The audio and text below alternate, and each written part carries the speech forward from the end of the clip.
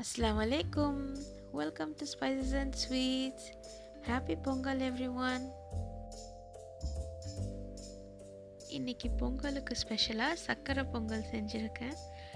இது எப்படி செய்கிறதுனா, 1 கப் பாசிப்பருப்பு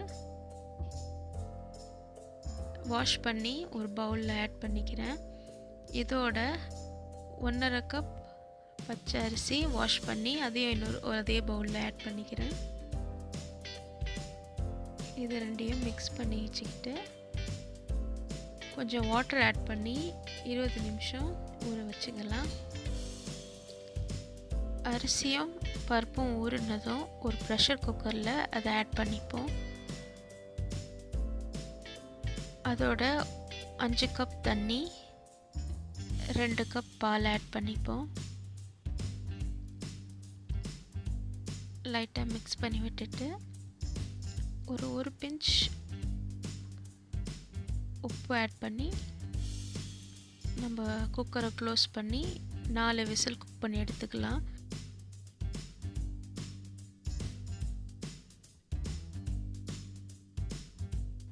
அரிசியும் பருப்பும் குக் ஆனதும் சர்க்கரை பாகு பண்ணிக்கலாம். அதுக்கு 1 கப் சர்க்கரை வேண்டாம், ஒரு 1/2 கப் எக்ஸ்ட்ரா எடுத்துக்கலாம். அதுக்கு கொஞ்சோண்டு தண்ணி, ஒரு 1/2 கப் அளவுக்கு தண்ணி எடுத்து சர்க்கரை கரையிற வரைக்கும் மீடியமான ஃப்ளேமில் வச்சு ஹீட் பண்ணிக்கிறேன்.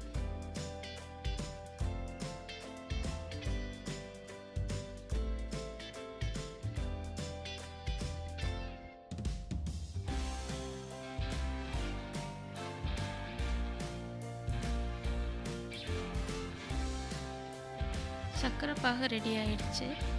இப்போது கொஞ்சம் நெய்யில் முந்திரியை வறுத்து எடுத்துக்கலாம். 1 டேபிள் ஸ்பூன் நெய் எடுத்துருக்கேன். நெய்யை சூடு பண்ணிக்கிட்டு அதில் ஒரு கைப்பிடி அளவுக்கு முந்திரி ஆட் பண்ணிக்கலாம். காஞ்ச திராட்சை இருந்தால் அதுவும் சேர்த்துக்கலாம். நீங்கள் முந்திரி பருப்பு நல்லா கோல்டன் கலர் ஆகிற வரைக்கும் ஃப்ரை பண்ணிக்கோங்க. இப்போ ஃப்ரை பண்ணதை அப்படியே குக் பண்ண ரைஸில் ஆட் பண்ணிப்போம். இதோட நம்ம ரெடி பண்ணி வச்சுருந்த சர்க்கரை பாகையும் ஸ்ட்ரெயின் பண்ணி அதோட சேர்த்துக்கலாம்.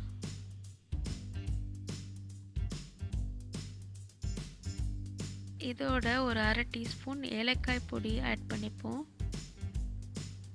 இது எல்லாத்தையும் மிக்ஸ் பண்ணி லோ ஃப்ளேமில் ஒரு நிமிஷத்துக்கு குக் பண்ணி எடுத்துக்கலாம்.